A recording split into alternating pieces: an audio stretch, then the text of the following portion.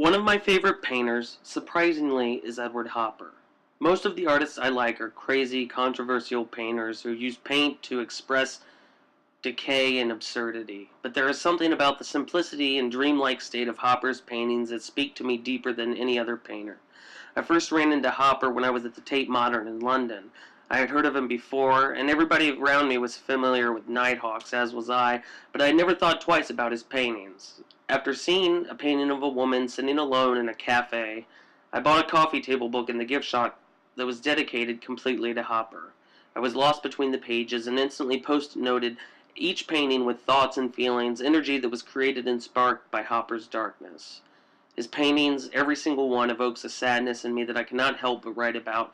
On the surface, his paintings are very dull, snapshots of classic Americana. But if you look deeper at his shading, the blurriness and hazy dreamlike quality, the depressed expressions on each character's face, his works have many levels of dreamy sadness to them that inspire me as an artist. I have chosen my favorite triptych of his Cape Cod paintings. My favorite in the triptych, Cape Cod Evening.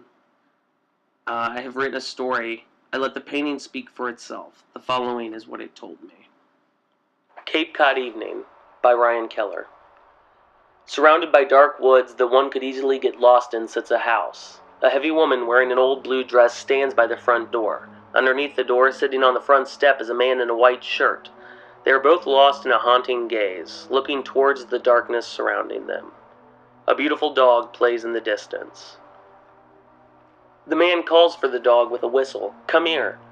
Come here, buddy." The dog is motionless. The woman continues to stare. The man spits. "That dog doesn't listen," he says, trying to make conversation. "Come here, buddy." He whistles. The woman opens her mouth to speak. She has something to say but cannot find the words to say it. Finally, something slips out. "Why?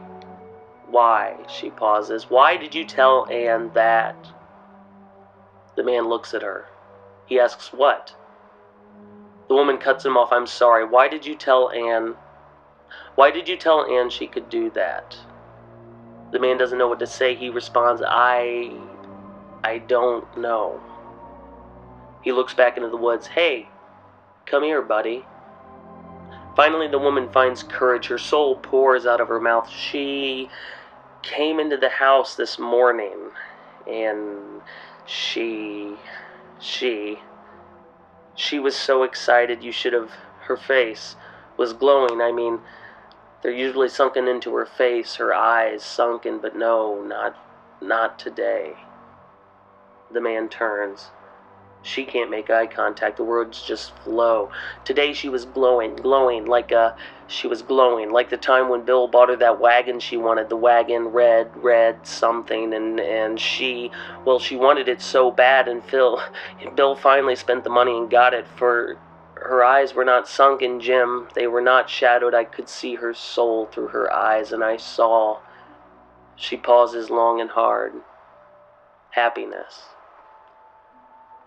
Silence fills the air. The woods are getting darker. The man, Jim, doesn't know what to say to her. He thinks and responds with a fragile whistle. "Here, boy." She can't stop the words, and you know she can't do it, and she can't go. It can't happen. "Here, buddy."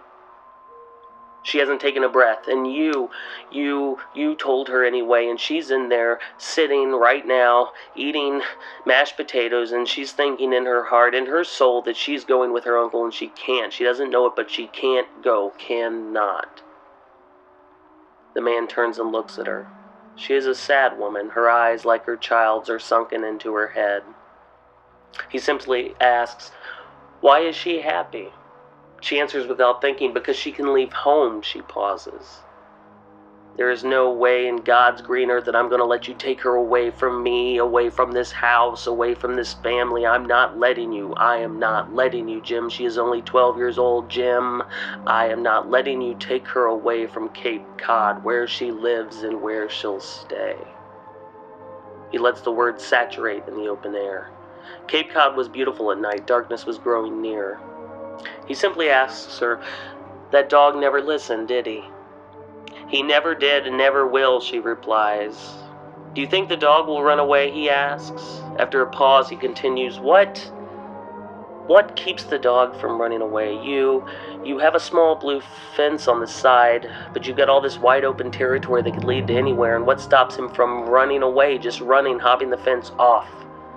Into the wilderness, into the forest. That forest, he pauses, that forest is that vast openness of the forest, the trees walking behind you, covering your path. What stops that dog from running away? A tear rolls down her cheek. I guess the dog just wants to stay. He knows that food will be given. His house will always be shelter. The darkest, most thunderous storms, his place will stand in all our hearts. Rain begins to pour, turning into a gentle thunderstorm. He whistles for the dog, no response.